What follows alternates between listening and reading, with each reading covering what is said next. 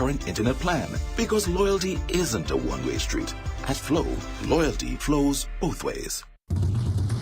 DBS News. And welcome back. First off, Prime Minister Roosevelt Skerrit has announced plans to provide relief to the Calabishi community after heavy rainfall caused flooding and mudslides last week. The water system was severely compromised. Mr. Skerrit visited the community on Wednesday. So there will be more specific and direct assessments done on individual households and families on Wednesday coming next week. And so I look forward to that, and we're going to have to do some enhanced dredging of the both ravines in Calabishi, based on the advice of the community. And I think the spirits are high. People understand these are the challenges. This is the reality of climate change and the impact on communities and the impact of livelihoods. But I think the community understands, and I'm happy to be here. And of course, we're all happy to be here and to assess for ourselves the situation. So we will move very quickly, as we did with cleanup. We started cleaning the area while the rain was falling. You know, we mobilized heavy equipment, cleared the landslides, and people could have access to the homes and access for the community on the very same day the community was impacted. So we have been there, and if you look, you will not see that the place was impacted because we moved very quickly to clean up and so forth. But in terms of the medium to long term, there are some things that we have to do to enhance the safety and well-being of the residents on the Calabishi flats. We will start the dredging next week of the both ravines. That will be done next week, and the further clearing of the drains to enhance and to mitigate against the impacts of any heavy rains or any unforeseen circumstance. So we are aware of the problem, and we will certainly move towards addressing it, especially in leading up to this hurricane season. Prime Minister Roosevelt Skerrit. The Public Service Union has expressed mixed feelings about the government's recent decision to appoint some non-established officers to established positions. General Secretary of the Public Service Union, Thomas Slater, says the union remains committed to advocating for the fair treatment and appointment of all non-established public officers as established employees. The Dominican Public Service Union is aware that the government has issued a statement of its intention to appoint some non-established officers to established positions without any mention that this came about as a result of a proposal submitted by the PSU in respect of salary negotiations for the triennium 21-24. So in our proposal for 21-24, we came up with that proposal to appoint some non-established officers to establish position.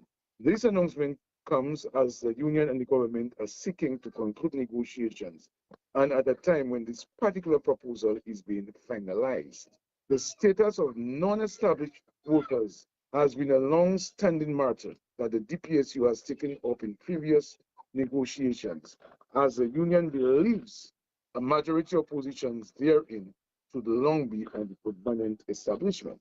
While we appreciate that the proposal was made with additional positions being approved than what was originally proposed by the union, to refuse to reference that discussion on this matter is mainly as a result of the union's proposal during ongoing negotiations makes it appear that the government of Dominica has placed itself in a position to take full credit for this development.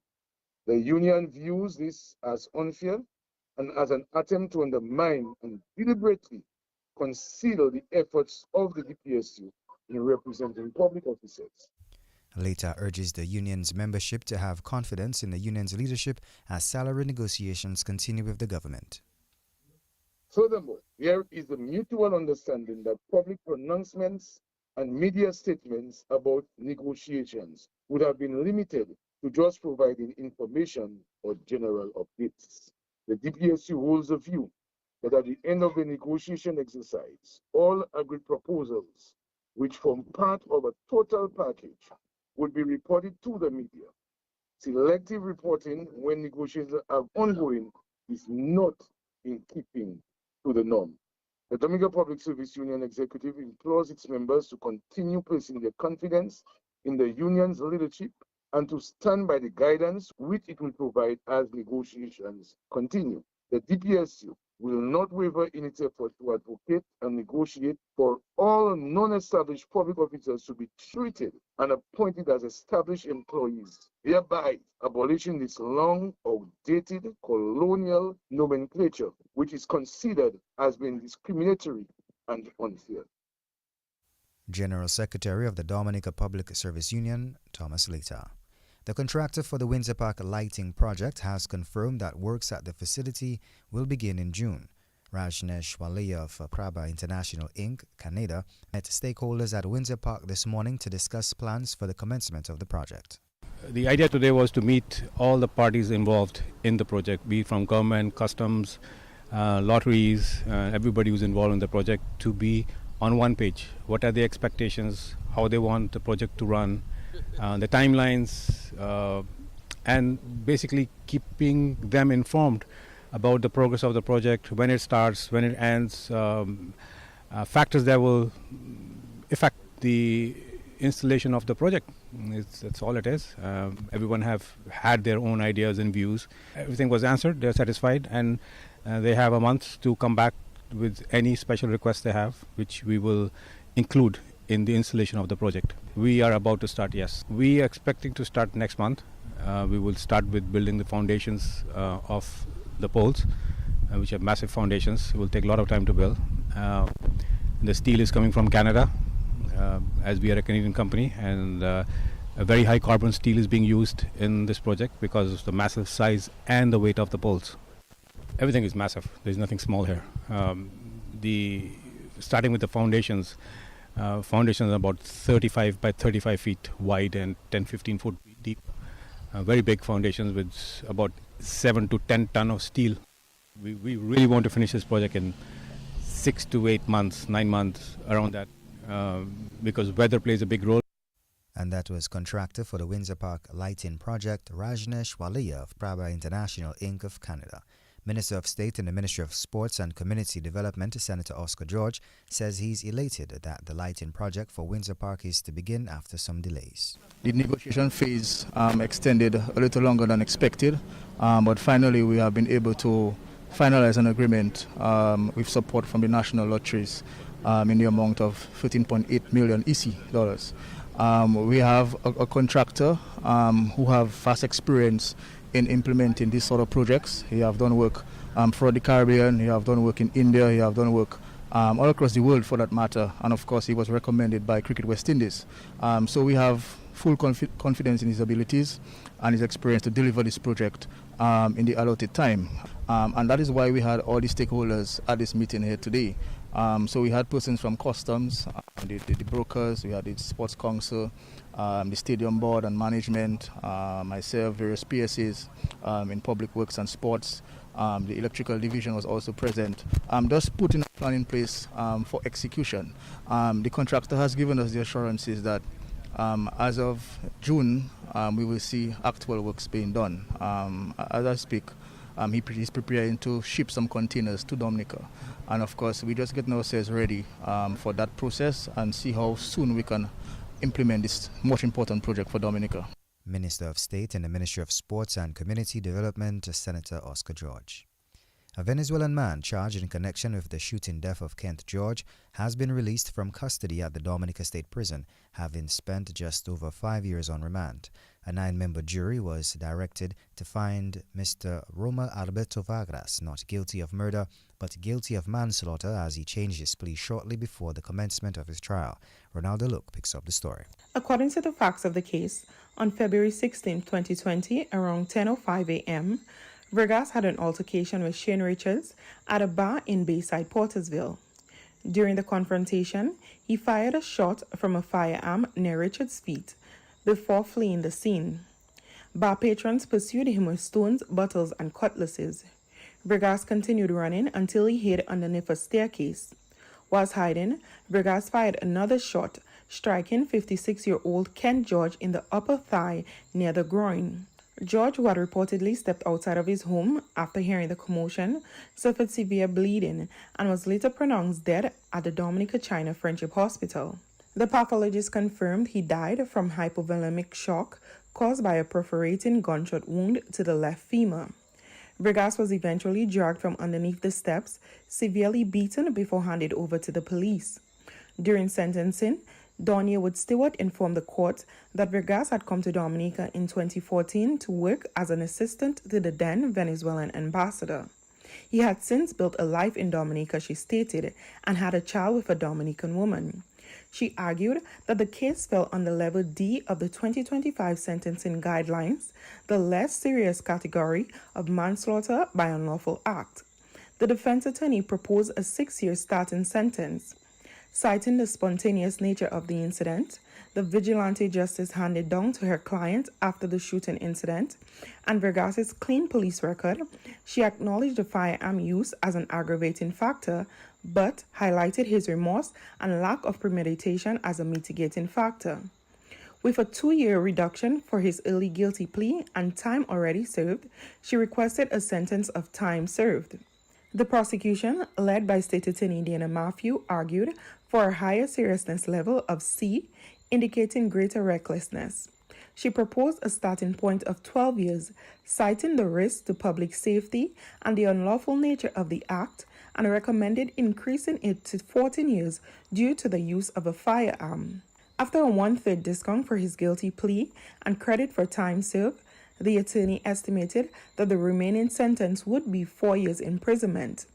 The victim's daughter, Denise Charles, delivered a victim impact statement describing the enduring pain experienced by her family. In his ruling, Justice Colin Williams classified the case as death by unlawful act committed in self-defense and set a starting sentence of 9 years. He added 1 year for aggravating factors including the use of a firearm and the risk to others, but deducted 1 year for mitigating factors such as the lack of premeditation, genuine remorse showed by Vergas, and Vergas' clean police record. With 1/3 reduction for his guilty plea, the sentence dropped to 6 years. Vergas also received full credit from the judge of 5 years and 3 months for time spent on remand.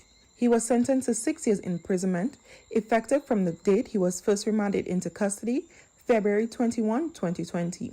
Following his return to the Dominica State Prison, the Venezuelan man was released, as it was determined that based on the prison's calculation, he had already served his prison sentence. Ronaldo Luke reporting for DBS News. A special thanks to Ronaldo Luke for that report. Government's housing expansion program is to bring relief to 21 families of the Scotshead area next week. That's when keys for the Scotshead Seaview homes will be handed over to recipients. In terms of the homes in Scotshead, I am really excited and proud as the parliamentary representative of the Soufriere constituency that within a week we'll be handing keys to 21 families in Scotshead to more resilient homes. Scotshead has the best view in Dominica, and the Scotshead Seaview homes are going to make a tremendous impact on the recipients, the beneficiaries of that resilient housing program, because if you know the circumstances and the backgrounds of most of the families who are going to receive keys, you'll be greatly moved and touched. And I say this to say because at times we are criticized for our housing program and the efforts we are making to elevate people and empower them to own a piece of Dominica. You have people whose mothers, their fathers worked for years. They have maybe worked on the roads in Dominica, and when they retired, they were not even part of a pension scheme. Most of these people thought that their employers were paying Social Security for them and retired and found out that nothing had been paid, no benefits. So they're there and their only support is the government pension, which the Labour Party implemented to ensure that people who do not receive a pension get $300 a month.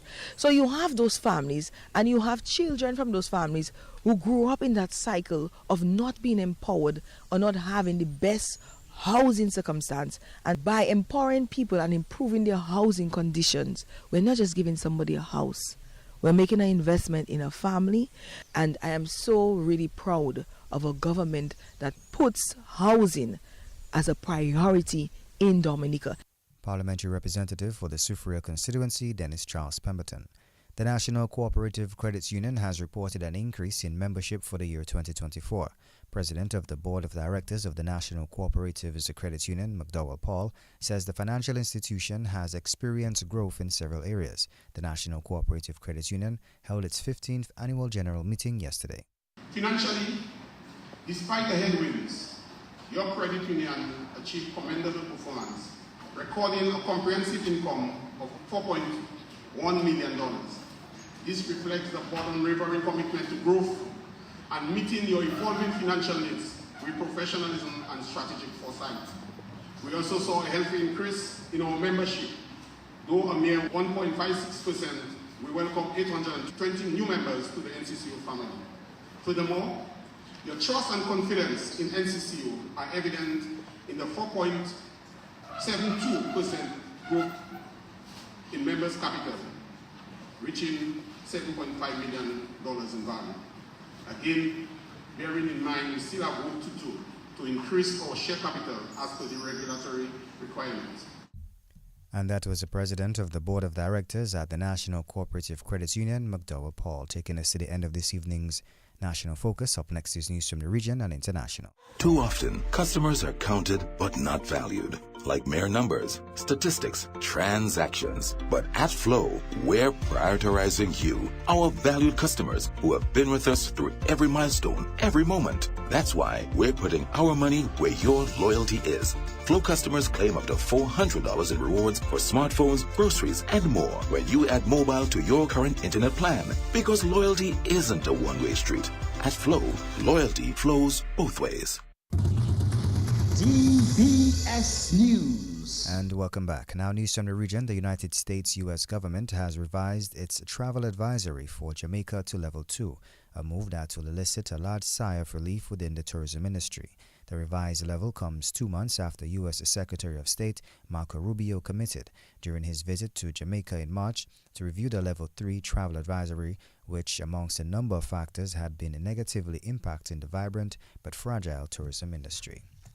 Internationally, U.S. President Donald Trump's global tariffs are temporarily reinstated after a court agreed to pause a ruling blocking the sweeping trade levies while it considers the White House's appeal.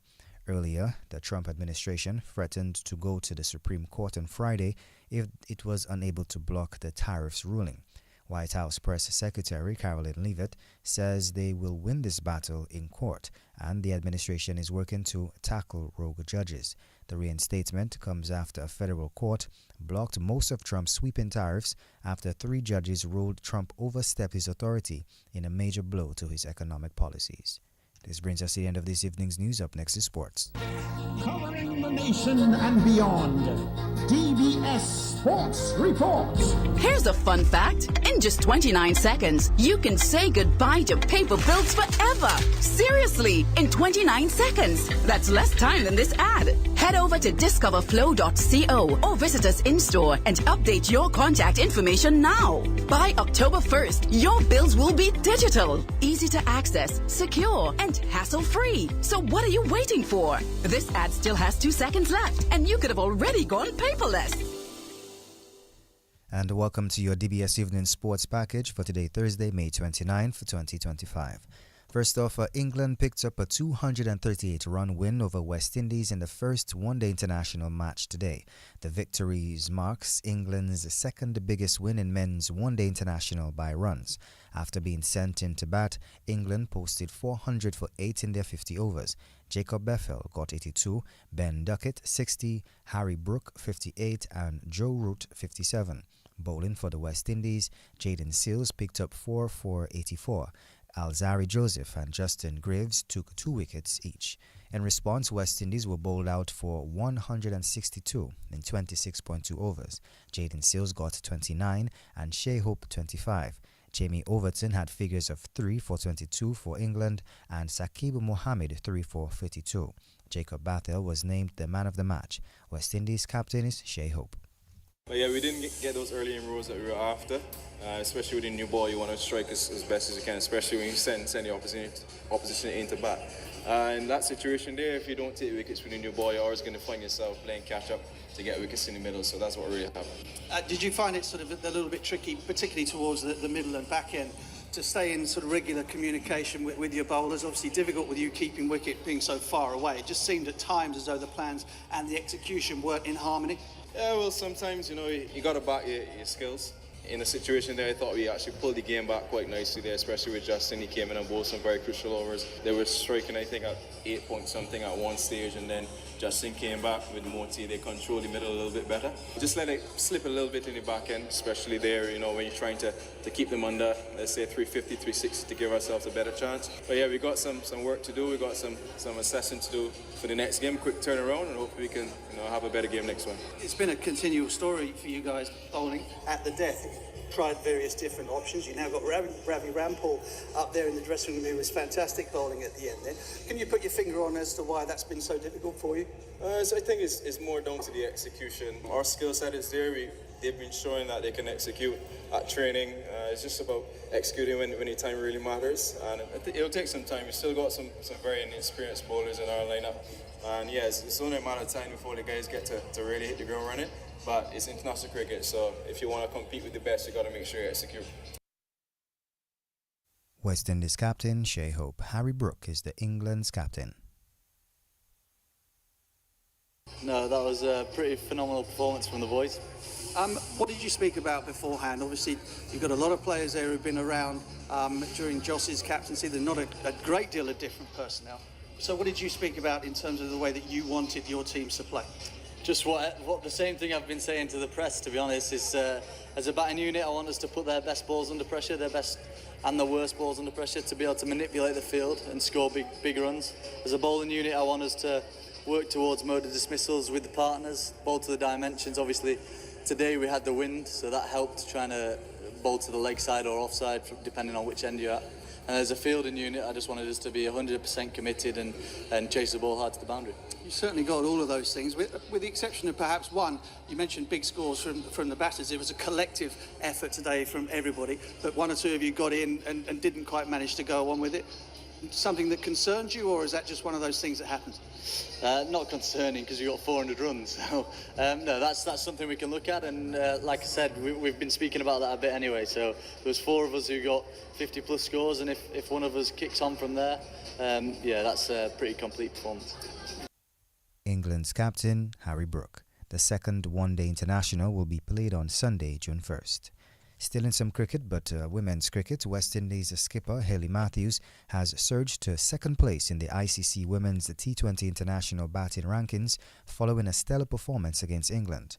Matthews, crowned player of the series, dominated a 3-match contest with 177 runs, highlighted by an unbeaten century in the opening game at Canterbury.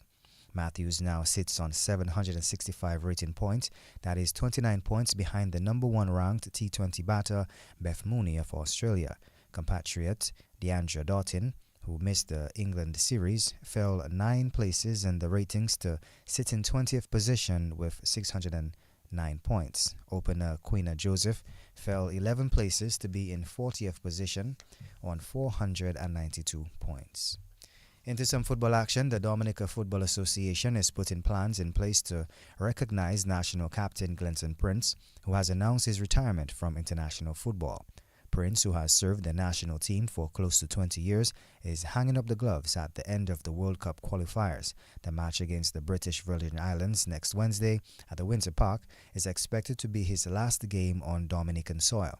DFA PRO Ebby Lawrence told off the field last night that the DFA plans to celebrate Prince in a big way. We want to really honor this man and show the world that we appreciate him and that whatever he did for football and for the youth in Dominica, we as the DFA will stand in solidarity with him on that day. So all is set for the game on Wednesday, next week that is. Yes, we will put on a show, Gavin.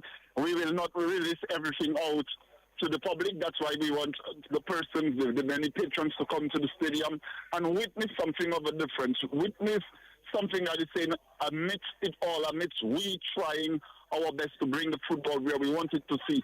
We salute a man that played, that gave his life, blood to the football. And on Wednesday, after the game, we will truly show the world what it is to celebrate our hero. DFA President, that's DFA's PRO, Ebby Lawrence. President of the Dominica Athletics Association, Brendan Williams, has rated 2024 as a successful year for the Dominica Athletics Association and says the executive will continue to put measures in place to ensure that the sport continues to grow. Williams told the recently held Athletics Association's AGM that there was success both on and off the track. He also says emphasis will continue to be placed on youth development and highlighted the association's grassroots programs. As we reflect on the progress made over the past year, the Dominica Athletics Association remains firmly committed to building a stronger, sustainable and high-performing athletic program. Our future plans are anchored in three strategic areas: infrastructure development, capacity building, and international representation, all designed to position Dominica as a recognized hub of athletic excellence in the Caribbean and beyond. As part of our forward-looking agenda, DAA will continue to invest in building human capacity within the sport through 1. Expanding coaching and officiating programs across the island with an emphasis on certification and continual development. Providing ongoing education and training to administrators, volunteers, and club leaders to ensure that the sport is governed and delivered professionally and efficiently. As always, our efforts will also focus on increasing athlete participation in regional and global competition. These opportunities are vital for athlete growth, exposure, and for showcasing Dominica's talent on the international stage. We will continue to support this through targeted preparation, strategic partnerships, and resource mobilization. President of the Dominica Athletics Association, Brendan Williams. West Indies all-rounder Shofin Rutherford says it is important for him to keep learning and adding to his game. Rutherford is currently playing his trade in the Indian Premier League with Gujarat Titans. Rutherford is a two-time IPL winner despite not playing any matches in those tournaments. He adds that the IPL has always been one of the biggest learning curves for him. As a player, for me, it's important that I learn as much as I could. It's important for me to evolve. The game is evolving, so I want to be evolving. It's important for me to stay hungry. And I ask myself that question because looking at the game, it's moving fast, and I just don't want to be the same person all year round. As my role of batting at 6 and batting at 4. I don't want to be a hitter only. I just feel like I can add more to the game by coming and batting, and I think as a player as well, I do a lot of reflecting, and I think that's one thing that I made a promise to myself that I just don't want to be a hitter. I want to be a batter. So I'm still learning. I'm still trying to add more to my game, and I think it's important for me to just keep learning and keep adding. West Indies all-rounder Shofin Rutherford taking us to the end of this evening's news and sports, and a special thanks to the DBS News and Sports team and link personnel DJ Hillboy. Here's a fun fact. In just 29 seconds, you can say goodbye to paper bills forever. Seriously, in 29 seconds. That's less time than this ad. Head over to discoverflow.co or visit us in-store.